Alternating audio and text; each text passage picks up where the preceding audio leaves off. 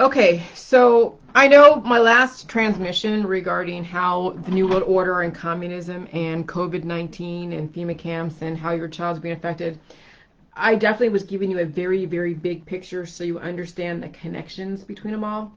But now let's take it to now down to the child in COVID-19. So antibodies is the anchor to the depopulation agenda. And then communism is the anchor to the New World Order and why they're using COVID-19 as a way to justify getting up in your business and telling you how to raise your kids and criminalizing anyone that may test positive. So how does this affect your child who will either test positive or negative? Now you have to look at different diagrams, like an if-then, like mapping out a game plan of what these contact tracers are going to be looking for. And then, of course, they're going to be answering to their own supervisors. They're going to be following up on all the different families. Oh, there's going to be a huge rollout in this. I already see it. Okay, so I'm giving you a glimpse of what it is that you're going to be looking at. So that way you can start thinking like the New World Order. Start thinking from a very strategic, analytical place, because you're going to have to strategize. You're going to figure out what it is you're in for as soon as you test positive and someone rats you out, or as soon as your kid goes to school and then they test positive. What's going to happen now from this point forward once the state gets substantiation that somebody is positive in your household? Okay? So we have this thing called like your child, right? And you see where I have it where it says like, COVID-19 negative, COVID-19 positive. Okay? And then you look at, then there's two boxes on each side. Let's look at the COVID-19 positive. And that box is a house. Okay? That house is going to have mom, dad, maybe you have a brother, maybe you have a little sister, maybe you have grandma and grandpa in there, right? So relative to how you're going to get quarantined is basically who is in your house, what kind of vulnerabilities and liabilities are in your house for a positive COVID-19 child, and would that be a safe place for anyone in the house with that child that tests positive? So in order for them to know, first they're going to look at who's in the house first. If there is a child in there and there is a grandma, let's say you live in a multi-generational house, and grandma, is going to be vulnerable and a risk for exposure, and so is little baby, Susie. Little baby Susie and little brother Johnny are going to be vulnerable population, and then there's little Bobby who is positive. Well, and then both parents are negative, but both parents have to watch over the kids. Okay? And so what would happen? Now, that child could not be in that household because there's vulnerable population in that household. There's another child and there's grandma. So, and then let's say one of the parents is positive. So now you have mom is positive for COVID, little Bobby's positive for COVID. There's two brothers and two sisters that are negative, and a grandma that's negative. Anyone that's positive in that household around a vulnerable population will be taken out of that household. They'll be gone to a FEMA camp. But let's say both parents are negative, and the two brothers are negative, and grandma's negative, and the only one that's positive is that kid, but that one kid cannot be in that house. So then a mother or the father is going to have to be out of that household, and they're going to have to quarantine with that child. Now that's great that child is having a parent with them being quarantined somewhere else off site, wherever that is. And it would be probably a state sanctioned facility. That's the best case scenario for that child. Okay? So no matter what, a parent, whether positive or negative, will be able to be around that child that's positive. But what about a kid that's negative? So you have a child that's negative, okay? But then you have one of the parents or both parents that are positive. And you got to look at how many bathrooms, too. They look at how many bathrooms. So you have a negative child who's negative on COVID, but both parents came up positive because somebody turned them in because they were around some of those positives. Everybody submitted to a test The kid came up negative, 2 parents came up positive. Well, guess what? Those parents have to take that kid out of that household because that's not a safe place for that child.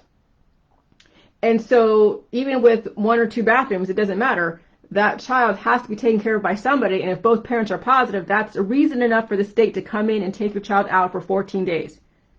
Now, if you have family members in your network that are willing to submit to a COVID-19 test and they all come up negative, then fine, have that child go into that household, assuming you have that kind of, assuming that your relatives are coming up negative. But if they all come up positive, then they're all going to go into their own quarantine in their own, situation. And obviously that child cannot be in that household. So where does your child that's negative with everyone around them is positive?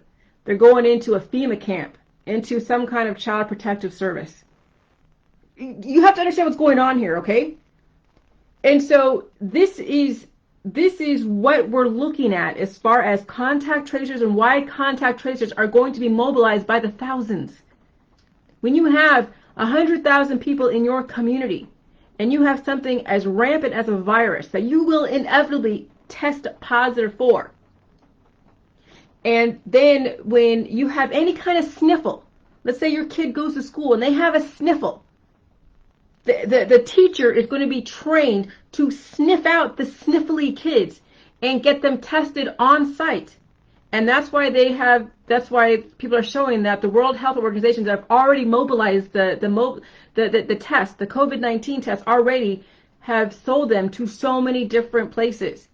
And so on site, when your child's at school and they have the sniffles, because they're going to have the sniffles, and of course with the vaccines being rolled out and the shedding and all of that, they get tested on site, they come up positive. Now CPS/contact tracers are going to be involved. They're going to call up the parents and say, okay, Johnny, Susie, Billy is testing positive for the COVID. They can't be at the school. We have to get them quarantined, and they have to make sure that your household will be safe enough for that child to be quarantined. And if that child has brothers and sisters who are infants, who are a vulnerable population, or they have grandma who is in there, that kid cannot be housed in that household. Okay? And so, okay, fine. So then you have, someone that comes up, then the mother will have to take the child, the father will have to take the child out of the household and go to an off-site facility for 14 days. Okay? And so there's going to be FEMA camps for children with adults that are going to be quarantined together. There's going to be places where a single adult, that's the only one in that household with 2 kids and a grandma, and he or she has to be taken out of the household to be quarantined into a facility. So that's why they're doing the FEMA rollout of these different jobs to create sites for different scenarios, for single men, for single women, or married men and married women. But one has to leave the household because they test positive and everyone tests negative, or for children who are negative but everyone in the household is positive. I'm telling you, you map it out, all the different scenarios. You can see how contact tracers and FEMA are going to justify taking children out of the household for at least 14 days, if not more. Then you have the conscientious objectors who are like, I'm not submitting to a test, and they're forced into the facility to say, okay, if you're not going to submit to a test, we're going to quarantine you for 14 days, and the only way for you to leave this facility is if you test and test negative. That's what they're doing in Australia. If you don't want to submit to a test voluntarily when you've already been substantiated to be around someone positive, they're going to take you away to a facility, and then you stay there quarantined for however many days, and then you have to submit to a test to get out of the facility, and you have to test negative. That's what we're facing. You have to realize, if you map out how COVID-19, based upon the child, positive or negative, then you look at who's in the household, then you look at who's negative, who's positive, and they're deemed it as protecting the child, saving the children. Remember, it's all about saving the children. That's the perspective FEMA is going by. And that's how they're going to justify taking your child out of your house if you or that child test positive and the conditions to quarantine are not favorable for FEMA. This is the reality. Stop sticking your head in the sand, you guys. Understand the situation. Good luck. Bye.